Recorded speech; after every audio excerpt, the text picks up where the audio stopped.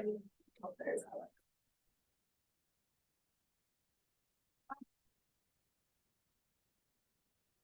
Hi, Alex.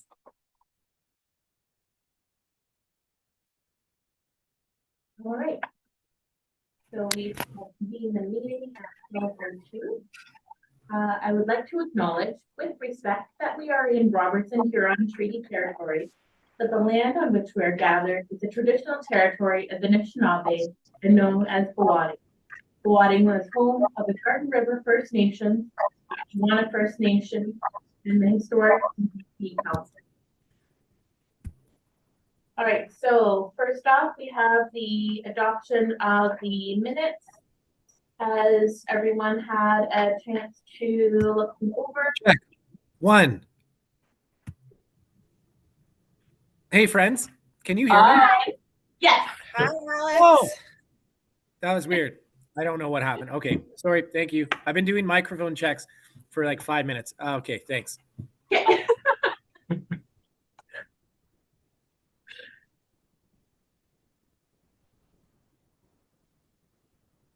So are the minutes okay? And if they are, can I have a mover to adopt I'll move.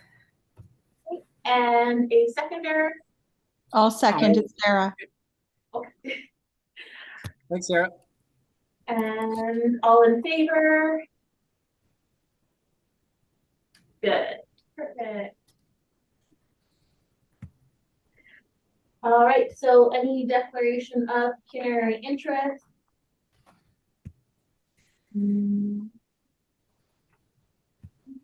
Okay, and then has everyone had a chance to look at the agenda?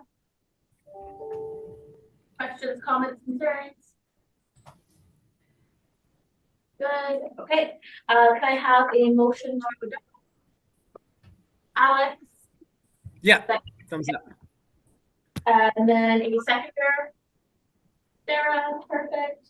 And all in favor? Perfect. Okay, so business arising, we just have to approve the heritage property tax rebate again. Because we accidentally forgot some of the properties were in there. So the properties, Herrick Street and the Queen and Hussey Block. Yeah, so just for background, they were in the report and the committee had approved them, but when I read the resolution, I used the table of contents and they had been missed in the table of contents. So when I was preparing my report to council, I identified that 2 of the properties that were discussed and approved weren't read in the resolution. So I've updated the resolution. Okay. All right, so pretty much it's just, yeah, the exact same thing, just making sure that we include those in the formal minutes.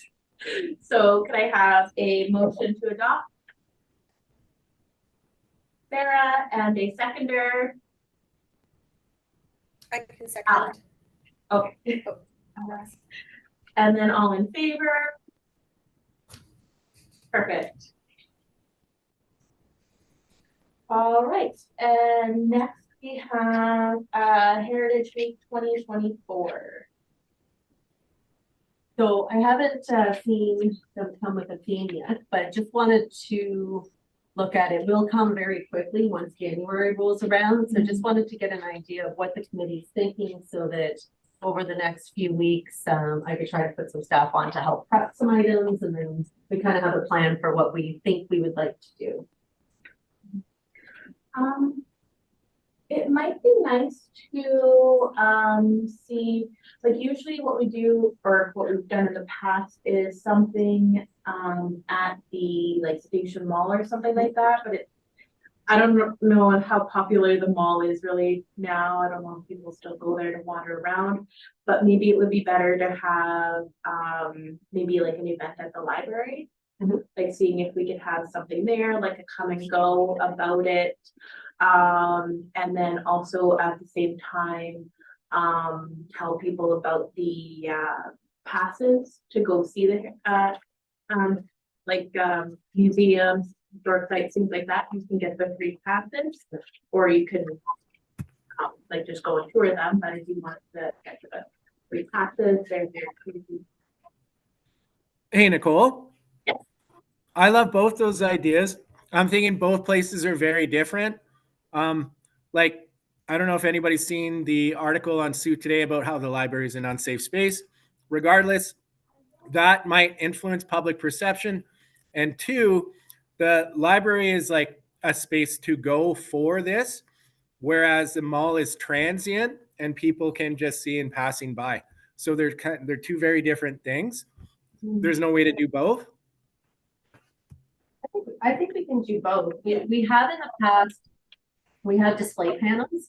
So we have put up display panels which talk about the different heritage properties and timelines at both branches of the library during Heritage Week. And in the past, we haven't done the mall since COVID. But, you know, we could look at booking a space at the mall and setting up the display there to talk about the different heritage properties. We could highlight the on-the-spot walking tours and, you know, do a few different things at the mall. I do agree, you do get different, you'll hit different target audiences. If we're able to do both. We can also set up information at the Northern Community Center, and we have a fairly busy space within the active 55 plus and community space at night. So we could also do something there to highlight heritage properties and how to find out more information about those properties in town.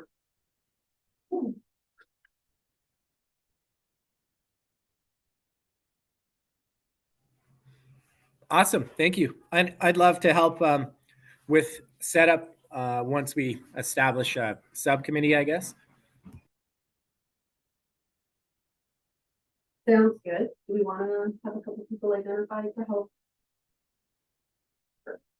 Yeah, if we want to see about volunteering and, we can maybe just do like, because the mall is sort of tricky, you have to have like the volunteers, there are a bunch of panels. Yeah.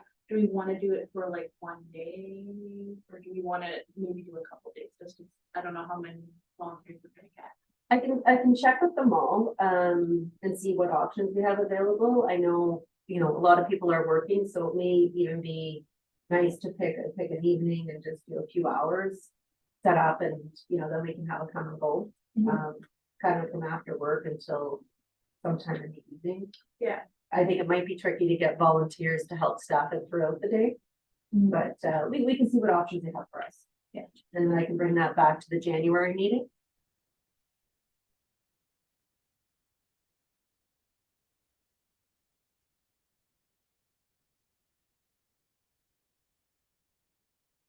So would anybody like to put their name forth as a volunteer right now?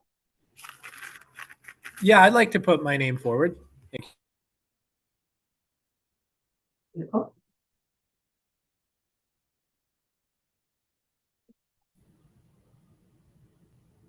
In what capacity? Sorry, that wasn't clear to me. Is it with the setup, or is it with the planning, or is it with the like staffing of the booth or the display? Excuse me. It's sort of just like a mix sort of right now. So as like we're going forward, if you would like to help out like in some capacity with it, like whether it's planning, being there in person or stuff like that. Because we're sort of up in the air as what we're doing. So we're sort of up in the air as what we're asking the volunteers, but just if you would like to help out in some capacity. But you don't have to say anything I yet. can help with I can certainly help with the planning or the scoping or whatever it is that you want to do.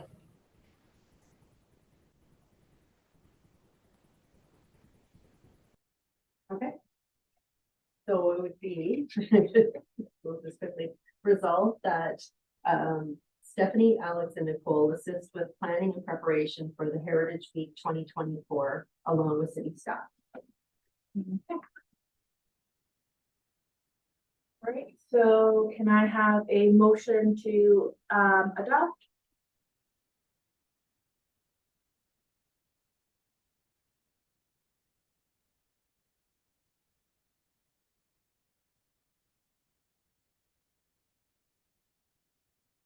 Does somebody want to adopt that motion?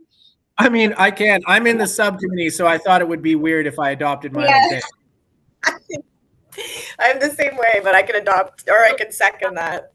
Sarah as the mover, and a seconder will do. Okay, there you go, Kelly. Okay. So next we have the subcommittee and task force updates. So first off, we have the heritage trees. I did reach out to Tim Ladd. Okay. So I will send you his info so that we can look at moving forward with that and getting something scheduled. So he's a retired tree sort of expert from the Bud Lab. So he would also have like more time to help out too, because he wouldn't be like tied down with fitting it in with work hours and other stuff. Perfect. And I had a chance to speak with Travis Reed, who's manager of parks, who oversees horticulture side. So he's available also in the new year. So he had asked if, not the first week, but the second week he has availability. So I'm going to try to schedule something for the second week of January. And then in the meantime, I'm going to do additional research to determine some of the criteria that other municipalities have used when assessing trees. Yeah. So hopefully that second week we'll be able to pull together a meeting. And I'll try to do some more research to see if we have anything about any of the trees in the museum. I know there are some because there's the Edith Cowell tree and things like that. So there are some sort of like historic trees that were like planted as like as official people or whatever. They planted a tree, so it would be good to make sure those are marked down. So perfect.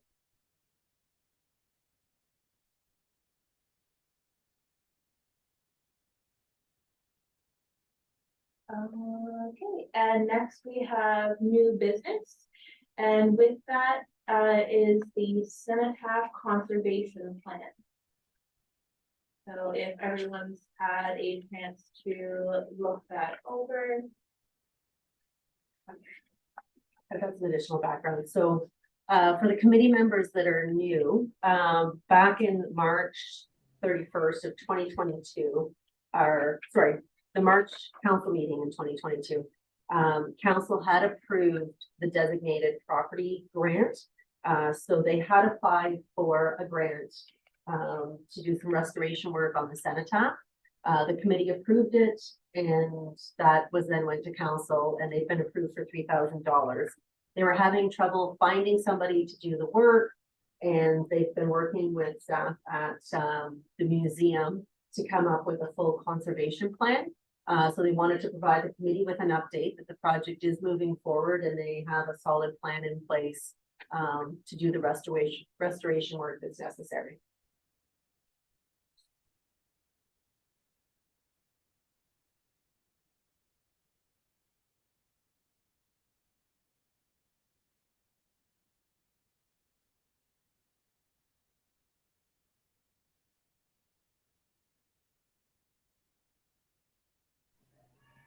Yes, Stephanie.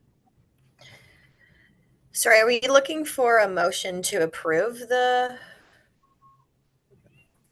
this, or is this just more of an FYI for the time being for discussion and deliberation? It's more of a, unless there was any concern, we don't necessarily need a motion to approve because it already came with a plan to try to restore it. Because what's happening is there is leaching from the statue onto the side, but they wanted to ensure that the committee was updated with the most recent version of the conservation plan. And then if there was any concerns, I could bring that back. I have a general question. Oh, sorry. Sorry, Alex. I was just going to say for the purposes of that, I did have some questions about the proposal, more so around how fulsome the budget was. Like that put a question mark at the top of my head, was things were like kind of left without some potential estimates of dollar amounts, but if that's already been approved by council and they're comfortable with that, then I mean, who am I to stand in the way? The other piece that I be really important to stress that wasn't really in the document was protection equipment like PPE and what the safety plan is to do that work. I understand if there's lifts and things like that, that there would have to be some safety requirements associated with that, like tying in. So I don't know if that was discussed amongst city staff or that is vetted and cleared through council, but those would be the kind of main flags for me is there's some conversation about waste disposal, but there's no definitive approach around safety with the types of chemicals folks are using, as well as the safety of them while doing the restoration. And then my comment about the budget not being fulsome. But if, like I said, if council's approved that, then I'm not going to stand in the way of that.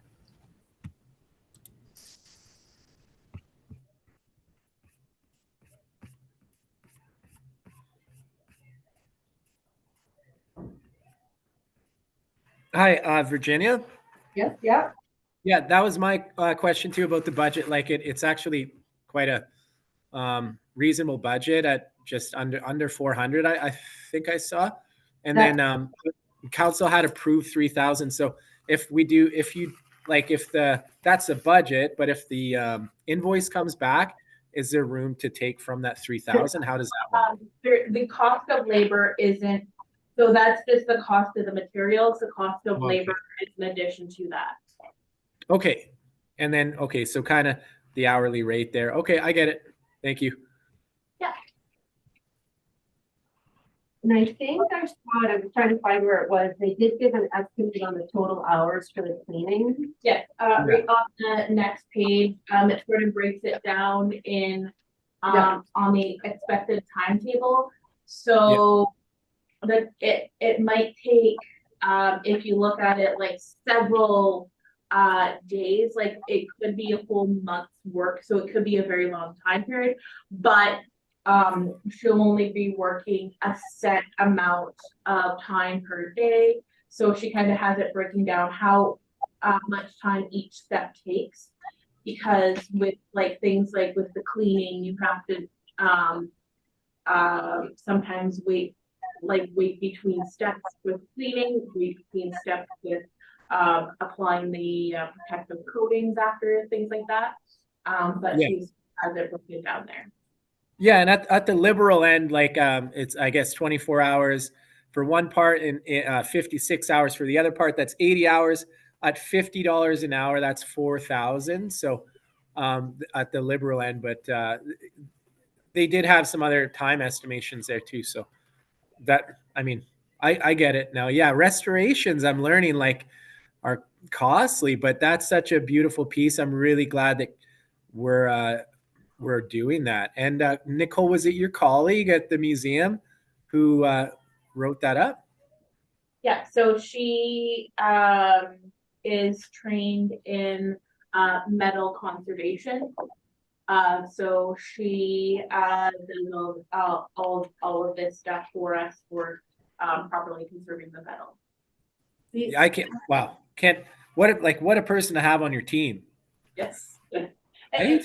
So the committee's aware as well, if it ends up being on the lower end, and when they bring all the invoices in, so say hypothetically, all the invoices come back, all the fees are paid, and it didn't take as long as the high end, the grant that they would receive would be based on the receipt. So if we get $2,500 in receipts, that's what we pay out. We don't pay out the full amount if the receipts end up being less than what was anticipated.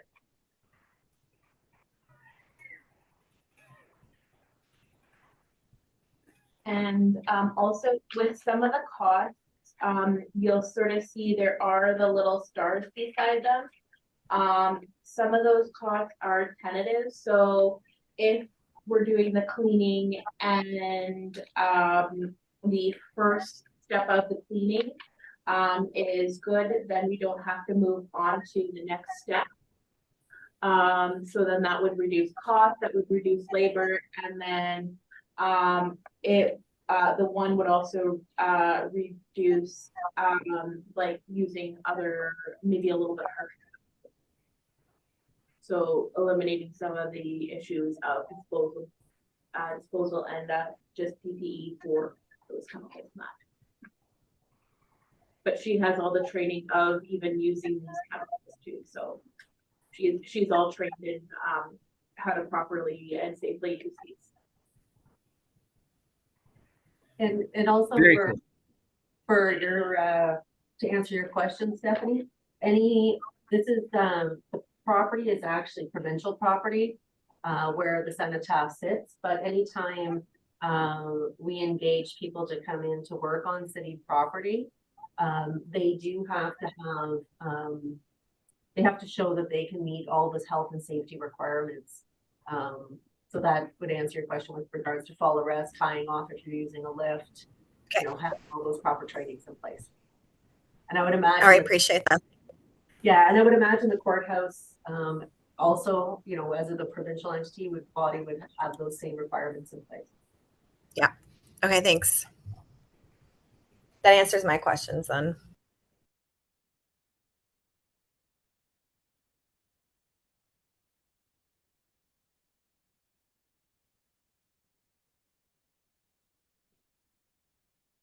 All right, so everybody seems good with the proposal?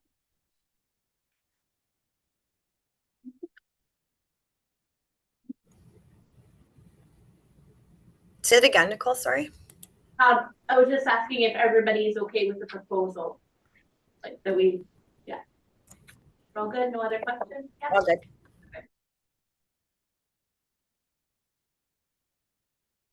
All right, yeah, so we don't need any motion or anything? No. Okay, perfect. All right, so moving on to correspondence. Nothing, okay, perfect. And then our next meeting, will be January 3rd. No, I thought we usually have it. Or is it just the way the holiday falls this year? We usually try to push it the next week, but it'll conflict with, historic site work. Yeah, okay. And then also, I'm in a full day cultural competency training the second week, so. Okay. So it will be a quick, turnaround. The agenda package I'll try to have that out on the Friday going into the long weekend. Okay. Is everybody good with the 3rd? Or at least so far? Yep. Okay. All right, can I have a motion to adjourn? Sarah, seconded by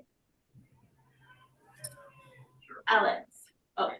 Whoever. Yeah. Happy holidays, everyone. Happy holidays. Thank you. Happy holidays, everybody.